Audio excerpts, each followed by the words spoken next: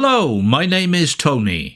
I saw Slither at my local film emporium, the Market Hall, back in the early 70s. It was a support feature along with the Anthony Quinn, Franco Nero spaghetti western, Deaf Smith and Johnny Ears. Effectively, two borderline B-movies sandwiched together and cast into the provincial pond by the distributors in the hope of getting a bite. Well, I bit, but then I chowed down on anything and everything that came my way back then. My overriding impression was most everyone else steered clear. Slither is a much neglected gem. I really like it. As far as I can tell, there isn't a Blu-ray remaster available, but I do have in my possession a cheaply packaged DVD version, and the visual quality is okay-ish. So I felt it might be time to make some effort to review it and see if there's anyone out there in the immediate vicinity who ever saw it at some point or remembers it, or might like to hunt it down and give it a spin. As it's rarer than unicorn shit, good luck with that, although if you seek, you will inevitably find. The great James Caan is Dick Canipsia, a car thief just released from prison. When we first meet him, he's travelling on a train from nowhere to nowhere with fellow ex-con Harry Moss, Richard B. Schule, who is singing Happy Days Are Here Again, with no shred of irony. He really is annoyingly upbeat. Disembarking the train, Harry insists Dick join him for a beer. They wind up at Harry's tumble-down shack in the middle of some expansive countryside crap hole. Once inside, unseen gunmen open fire, raking the house with bullets. Harry is fatally wounded. Before he dies, well, he couldn't do it after, could he? He gives Dick the name Barry Fanaka and instructs him to find Fanaka, who will lead him to a stash of hot cash. He gives him another name, Vincent Palmer. He sends Dick down to the storm cellar, then lights up 2 bundles of dynamite, blowing both himself and his house to smithereens. Emerging from a trapdoor amidst the wreckage, Dick sets off to find Fanaka. He hitches a ride with pill-popping, free-spirited airhead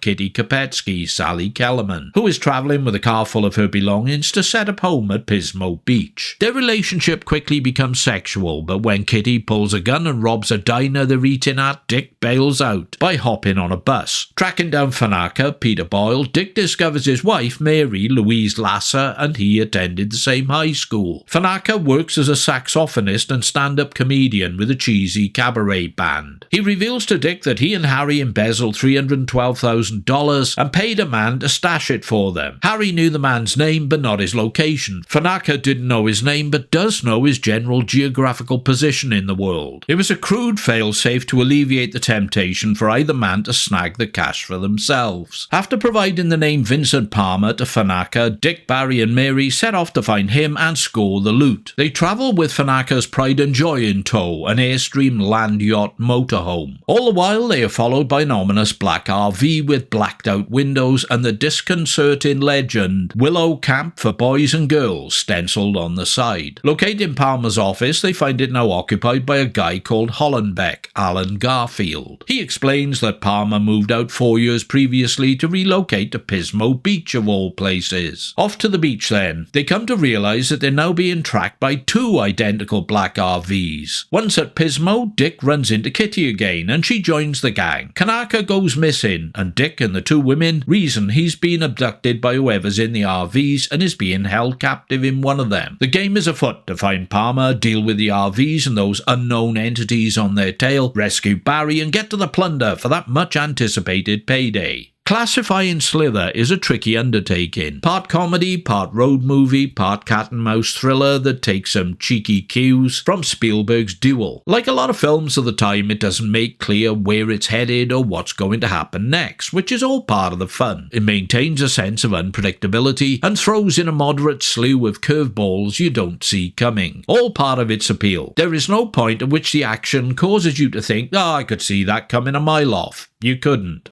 The script and direction give the impression of watching something of a freewheeling improvisation being made up as it rolls along. And the best thing is it works fine once you acclimatise to the offbeat tempo of the thing. What helps immensely is a playful and winsome first-time script from W.D. Richter. He would go on to pen Kaufman's chilling Invasion of the Body Snatchers remake, John Badham's Dracula retread, and Redford's Prison Crusade drama Brubaker. Direction by Howard Private Benjamin Zief, wife, another first-timer, applies some neat ideas, abruptness being but one. Certain moments are not exactly jump scares, but they occur suddenly and without warning, resulting in the viewer posing the automatic question, what the fuck is happening now? When Harry is shot, the sheer abruptness of it is a shock. Further bursts of gunfire erupt when you least expect. When Dick creeps up to the two parked RVs at night, he edges in close, and the headlights suddenly blaze into life, accompanied by a strident blare of background noise. It's Ghost Train fun ride stuff. Going even further in complementing the narrative are the characterizations from a super cool ensemble cast. Khan, fresh from The Godfather and according to him needing the money, gives his least self-conscious and most casual 70s performance as Dick Knipsia, a 33-year-old ex-jock with a history of bad choices behind him. He still moves with a confident swagger, yet has the world-weary air of someone whose glory days are long gone. All he wants is a quiet life and to keep out of trouble. Fat chance. Unbeatable support comes from lithe, sexy live wire Sally Kellerman, an unpredictable wild card in a film full of unpredictability, and the cute, mousy Louise Lasser. There is a sweetness and poignancy when she confesses to Dick she had a crush on him back in high school, when he was a football hero who didn't even know she existed. Then there's the always marvellous Peter Boyle, complete with comb-over and porno moustache, as a flabby saxophonist comedian whose jokes are as funny as anthrax in a corn dip. Tag on familiar character actors Shul, Alan Garfield and Alex Rocco, and there's little in the casting and performances to complain about. It lands some standout moments I never forgot. Amongst them, Dick trying to identify the four-man crew from the RVs who beat him up earlier. At a caravan park, he leads them into a mass gathering of bingo players. He takes a seat, then gets up and makes to leave. Turning back quickly, he sees four men frozen in the process of getting up from their seats, like something from a Warner Brothers cartoon. Now he knows who they are, two of whom he recognizes all too clearly. And of course there's the chase and car crash ending incorporating vehicular destruction, a slurry pit, a gun-shy shootout, a roadside vegetable stall, and the return of Barry. Oh, and a sardonic reprise of Happy Days Are Here Again on the soundtrack to finish off.